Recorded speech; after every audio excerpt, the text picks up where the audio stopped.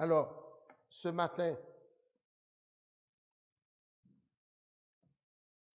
ce n'est pas le chant, les couplets que je viens de chanter que j'avais en tête, mais quand j'ai vu l'assemblée et les musiciens entamer comme une terre altérée, c'était ça, mon chant. Je me suis dit, encore une fois, Dieu fait les choses à sa façon.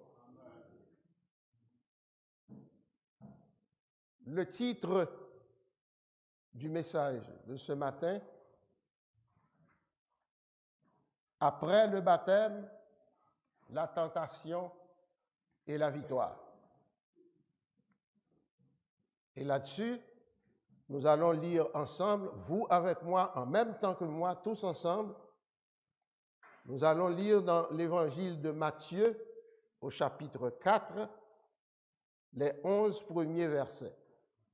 Matthieu, chapitre 4, les 11 premiers versets. Vous lisez avec moi.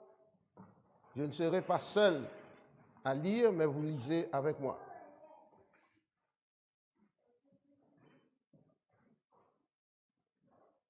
Le titre de ce chapitre, c'est bien la tentation de Jésus-Christ. Alors, tous ensemble. Alors, Jésus fut amené par l'Esprit dans le désert pour être tenté par le diable. Après avoir jeûné 40 jours et 40 nuits, il eut faim. Le tentateur s'étant approché, lui dit, « Si tu es fils de Dieu, ordonne que ces pierres deviennent des pains. » Jésus répondit, « Il est écrit, l'homme ne vivra pas de pain seulement, mais de toute parole qui sort de la bouche de Dieu. » Le diable le transporta,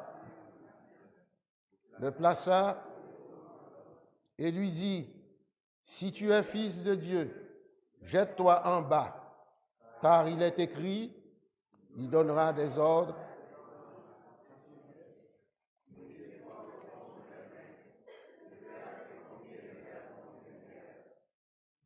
Lui dit, « Il est aussi écrit, tu ne laisseras point le Seigneur ton Dieu. »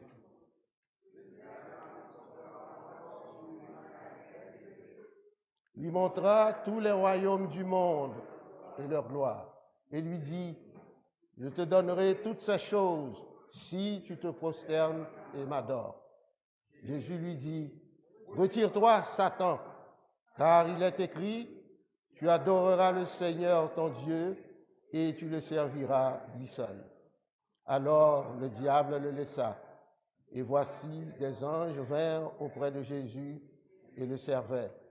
Seigneur, bénis cette parole pour le progrès, l'avancement et surtout la bénédiction de chacun d'entre nous. Amen.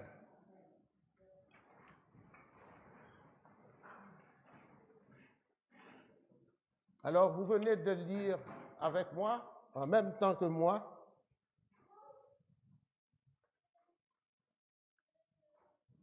d'abord que Jean avait refusé de baptiser Jésus-Christ dans le Jourdain, même si c'était l'approbation du Père, même si c'était la volonté du Père. Mais Jean lui dit, tu ne peux pas me demander à moi, son disciple, Jean qui l'aime beaucoup. Jean lui dit, tu ne peux pas me demander de vous baptiser. C'est un pouvoir que je n'ai pas. C'est une puissance que je n'ai pas. Mais Jésus lui répondit calmement, laisse faire, pour l'instant, c'est ça qui va se faire.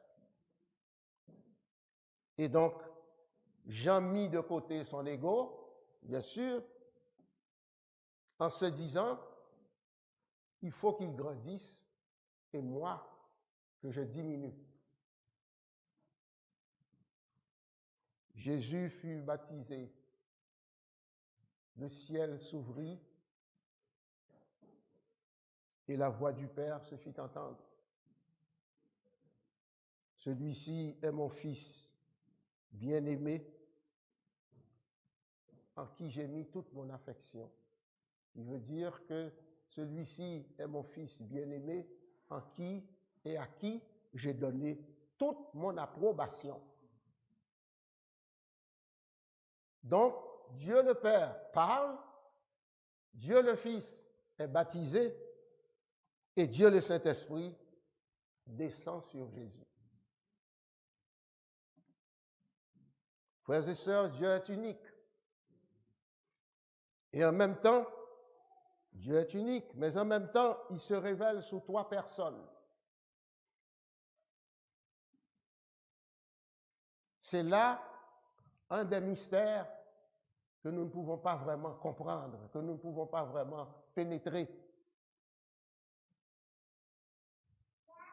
Il y a d'autres passages dans la Bible, quand même, qui nous éclairent là-dessus. J'ai vu dans Matthieu 28, verset 19, tout comme j'ai vu aussi dans Jean 15, le verset 26, et encore d'autres passages qui nous éclairent assez simplement, assez facilement sur la divinité, la puissance de Dieu. Jésus est donc Dieu, mais en même temps humain. N'oublions pas ça. Dieu est en même temps humain. C'est-à-dire qu'il aurait pu dire au même moment,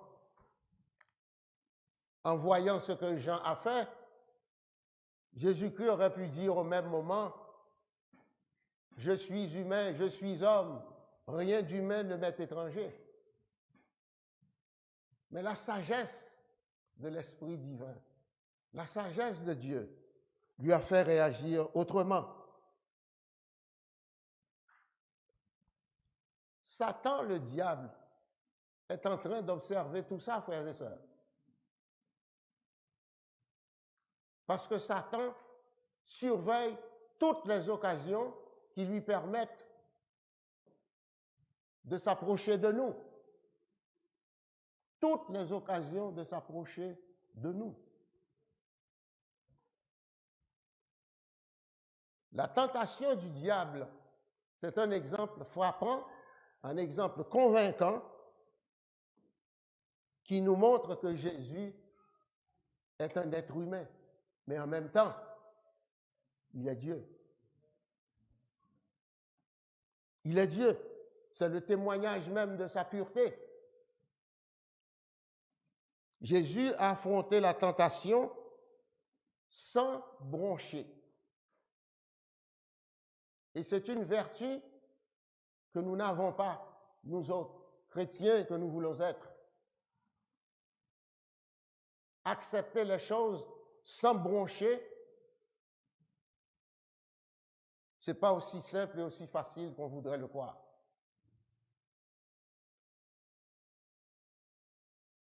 Et même si parfois nous nous sentons souillés après une tentation, nous devons comprendre, frères et sœurs, que la tentation elle-même n'est pas synonyme de péché. La tentation elle-même n'est pas synonyme de péché. C'est lorsque nous cédons à la tentation, là, la tentation est un péché. Parce que quand nous cédons, Satan trouve le moyen de nous sortir du chemin que Dieu nous a tracé.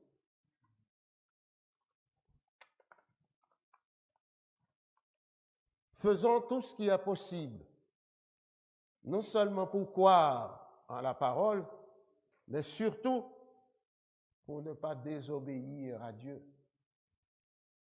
Parce que chaque fois qu'on désobéit, la force du mal est là pour suppléer, pour nous envahir et pour pouvoir nous renverser, littéralement. Et chaque fois que nous désobéissons, nous commettons une faute. C'est là donc la pensée qui doit constamment se retrouver en nous à l'effet que nous devons résister et non pas céder.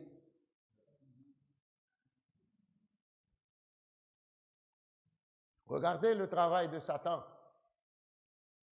Il n'a pas tenté Jésus avant son baptême, ni pendant le baptême.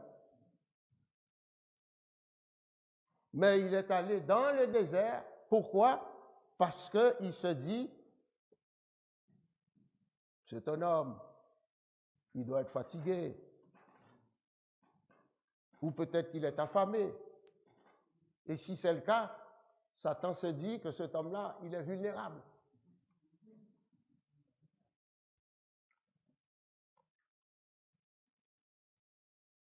Le mal, Satan, nous surveille, surtout lorsque nous sommes vulnérables. Et ça nous arrive d'être vulnérables. On a de la peine. Il y a quelque chose qui s'est passé. On prie. On a fini de prier, mais on est humain. On retombe encore dans cette pensée que pourquoi donc cela arrive à moi? Mais c'est pas le genre de conversation qu'il faut tenir, frères et sœurs. Pourquoi cela arrive à moi? Est-ce que vous voulez dire ça devrait arriver à quelqu'un d'autre? C'est un droit que nous n'avons pas comme chrétiens de penser de la sorte. On devient vulnérable de plusieurs façons, physiquement, émotionnellement, financièrement, économiquement, amoureusement. Et à ce moment-là, on est chrétien, on se dit chrétien, mais on vit dans la solitude. On vit dans la solitude. On vit dans la fatigue, on vit dans l'incertitude, on vit dans l'inquiétude. Et très souvent, avec l'inquiétude, le choix à faire est difficile. Satan est encore content parce qu'il voit que vous êtes mal pris. Lui n'est pas mal pris. Il y a trois choses fondamentales dans la tentation. Trois choses fondamentales, trois points fondamentaux. Les besoins physiques et les désirs physiques, le pouvoir et la richesse,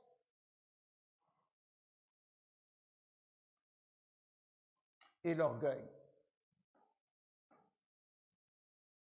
Je me suis fait dire à maintes et maintes fois, le pouvoir c'est une chose, la richesse c'en est une autre.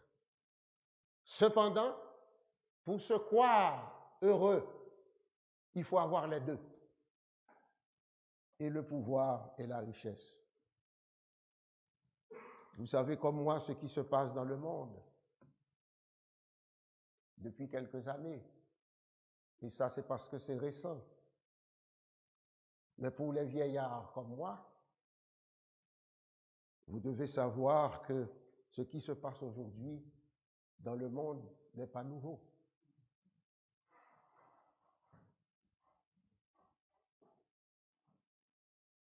Jésus sait très bien ce que nous vivons. Et quelque chose qui a retenu toute mon attention ce matin en venant à l'église, j'ai vu en haut de la voie de service du métropolitain une grosse pancarte. C'est la première fois que ça existe, ça n'avait jamais existé avant. Une grosse pancarte qui doit probablement mesurer un 10 pieds au moins par 10, et c'est écrit « C'est le temps de vous joindre ». Je traduis ce que j'ai vu parce que je n'ai pas essayé de me rappeler les mots exactement. Il est temps pour vous de vous donner au Seigneur, car Jésus vient bientôt.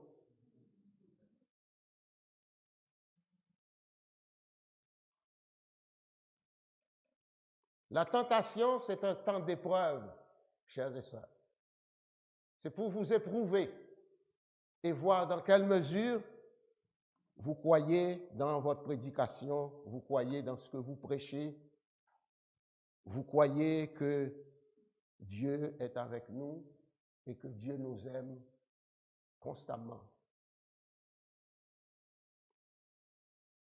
Et tout ça, pour y arriver, c'est par la foi.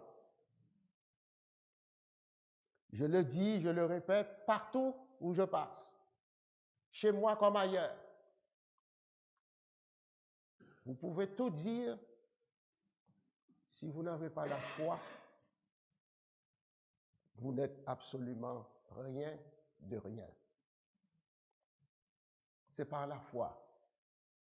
Et nous disons que nous sommes sauvés, oui, par sa mort et par son amour sacrificiel. Il nous a apporté le salut pour notre rachat, pour notre justification.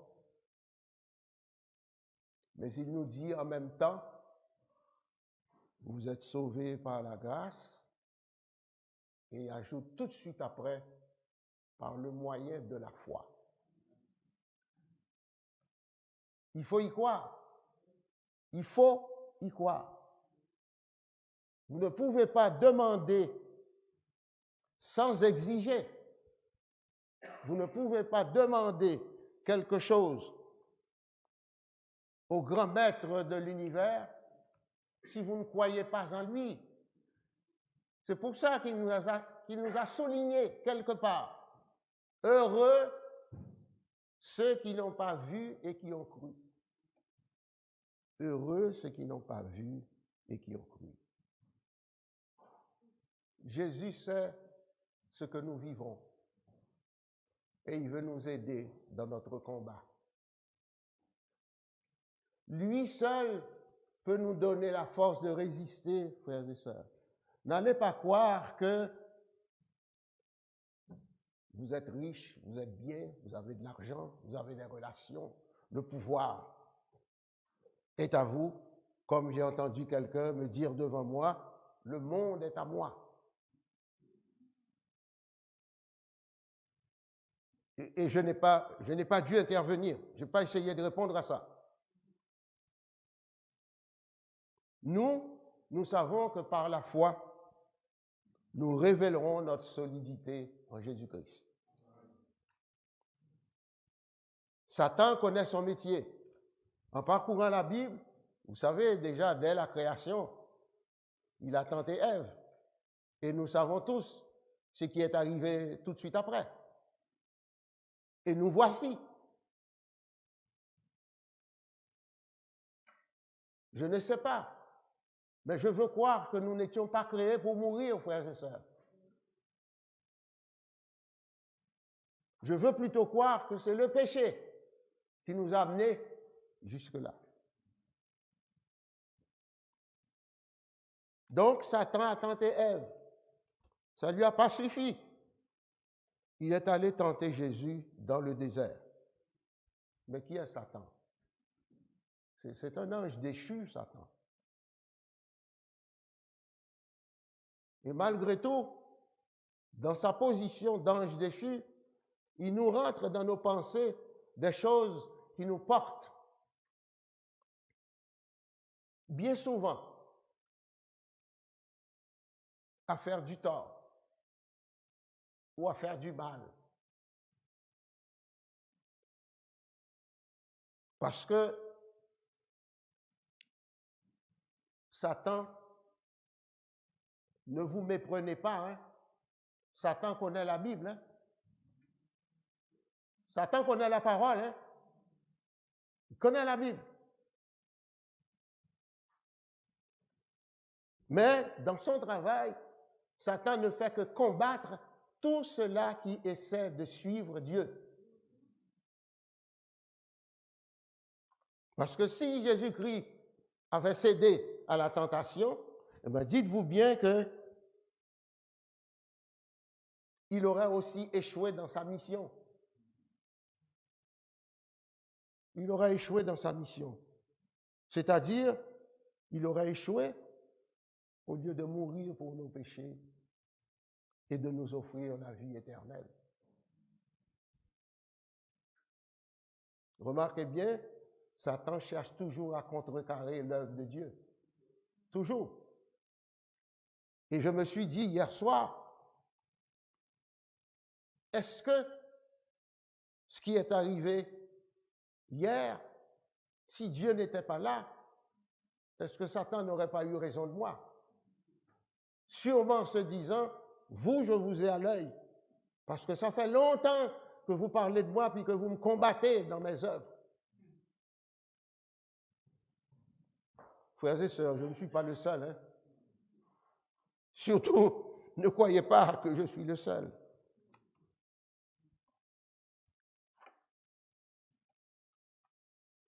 Quand il regarde les besoins réels que nous avons,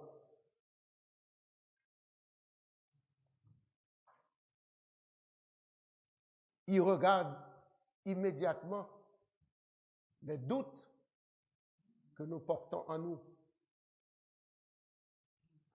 Êtes-vous capable de croire que même quand on est chrétien, il nous arrive d'avoir des doutes?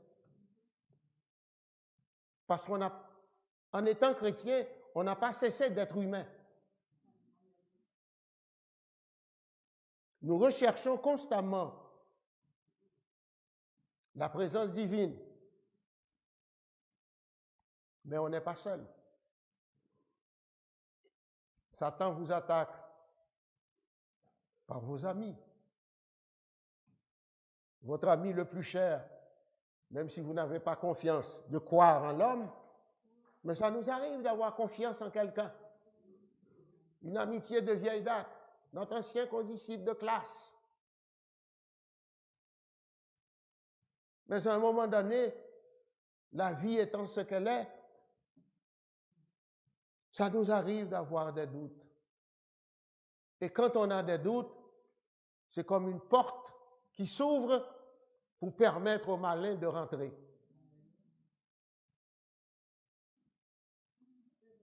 Mais oui, je crois, en étant homme, pas en étant Dieu, en étant homme, je crois que Jésus-Christ avait faim. En passant 40 jours et 40 nuits à jeûner, c'est tout à fait normal qu'il eût faim.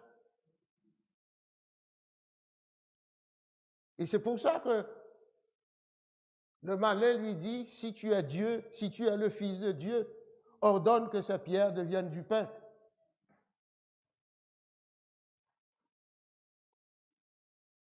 Mais Jésus a su automatiquement lui dire que l'homme ne vit pas seulement de pain. C'est-à-dire que Satan est encore dans son plan matériel, Jésus-Christ est déjà dans son raisonnement, dans son pouvoir spirituel.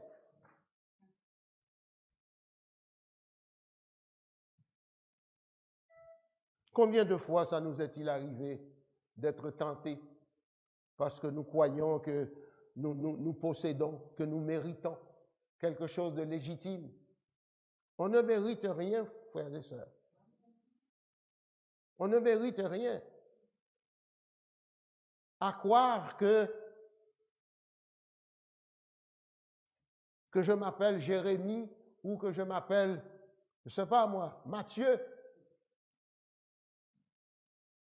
Nous n'avons rien, nous ne possédons rien.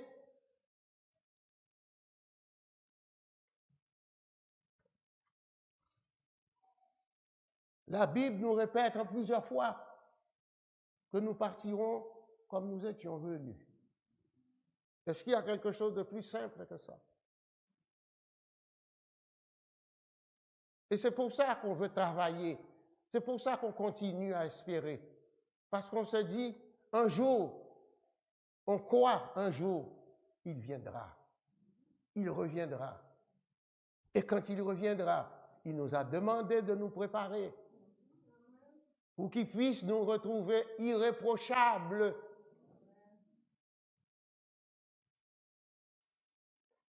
Les choses changeront. Ce qui se passe aujourd'hui dans le monde. Mais la Bible nous enseigne depuis longtemps que ce n'est même pas encore le commencement. Imaginez-vous. que ce n'est même pas encore le commencement. Et c'est pour ça qu'aux tentations de Satan, Jésus lui dit, n'essayez pas de provoquer Dieu. Depuis Deutéronome, chapitre 6 au verset 16, n'essayez pas de provoquer Dieu. C'est pour ça que quelqu'un qui ne croit pas en Dieu n'arrive pas jusqu'à présent à croire que Jésus-Christ est mort et qu'il est ressuscité. Alors que nous, c'est ça que nous prêchons. La mort de Jésus-Christ, la résurrection de Jésus-Christ, le salut que Jésus-Christ nous apporte, et ensuite la garantie que par le salut, nous le verrons un jour tel qu'il est. Il nous demande à nous de vivre par la foi, frères et sœurs, et non pas par la magie. Et non pas par la magie.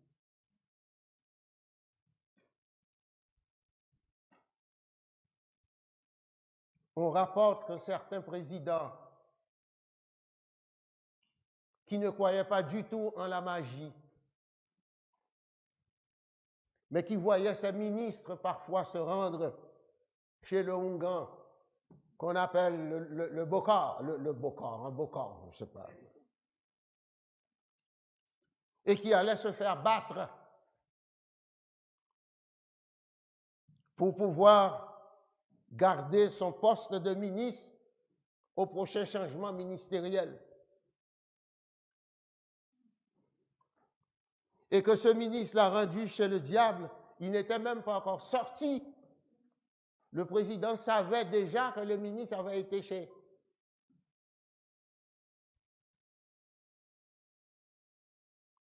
Dieu veut que nous soyons conformes à lui. Nous chantons ça, ce cantique-là. Rends-moi conforme à toi. Dieu veut que nous soyons conformes à lui.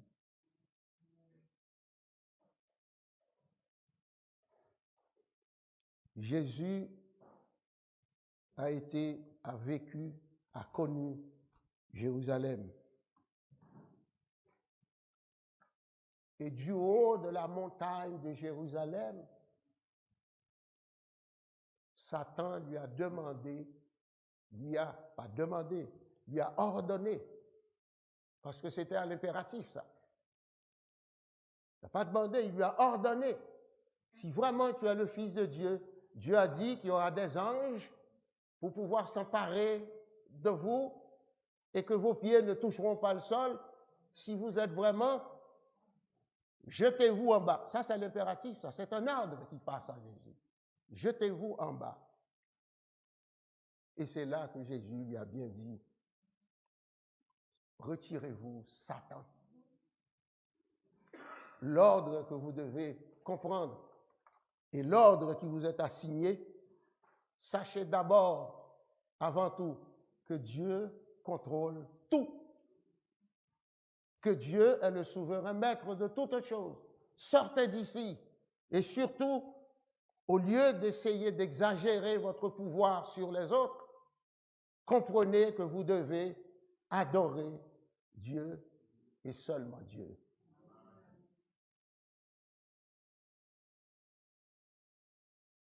Eh bien, pour terminer, Satan utilise et Satan continue encore d'utiliser le matériel et le pouvoir. Le matérialisme et le pouvoir. Parce que nous sommes sensibles à ça. Il y a des gens qui recherchent le pouvoir parce qu'ils pensent qu'avec le pouvoir,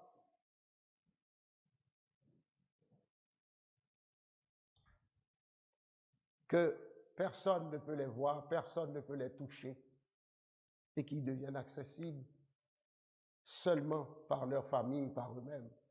Oubliant, pauvres gens, oubliant que celui qui est le maître de tout ce qui se passe, c'est toujours Dieu dans sa grâce, dans sa majesté, dans sa toute-puissance.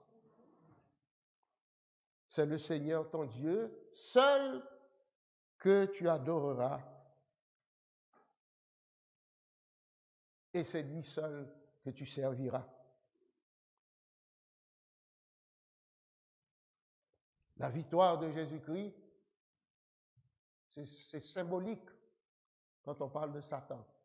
Mais la vraie victoire, c'est la victoire de la lumière sur les ténèbres. C'est la victoire de la puissance divine, une puissance qui est perpétuelle, frères et sœurs. Une puissance qui est éternelle, frères et sœurs. Les choses visibles sont passagères. La victoire a triomphé de Satan et nous autres, notre devoir à nous, c'est par la foi que nous triompherons. Apocalypse 13 nous a montré clairement comment l'Antichrist, c'est le diable. Il peut être le diable, esprit, tout comme il peut être humain, l'Antichrist.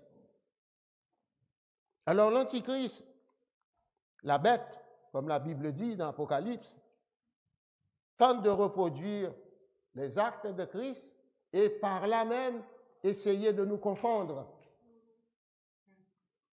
Essayer de nous confondre. Parce que quand Satan reproduit des actes de Christ, il pénètre en quelque sorte notre pensée, notre croyance, pour nous montrer qu'il est aussi fort et qu'il est capable. Mais Satan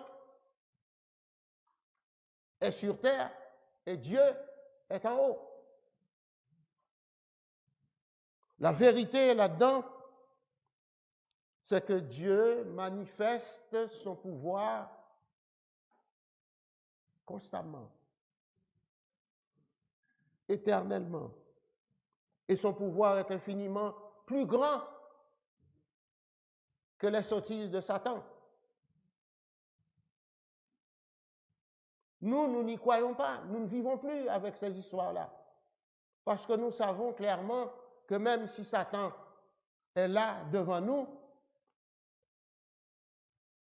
mais nous ne sommes pas seuls. Le grand maître, le divin Seigneur est à côté de nous. Alors quand Satan nous regarde, il ne me regarde pas moi seulement, mais il regarde le grand maître qui est avec moi. Frères et sœurs, que Dieu nous fasse tous la grâce de rester toujours attachés à lui, à sa sainte et divine parole, pour qu'il puisse nous permettre à son retour de fêter, non seulement pour avoir cru, mais aussi pour avoir vaincu. Que Dieu nous bénisse.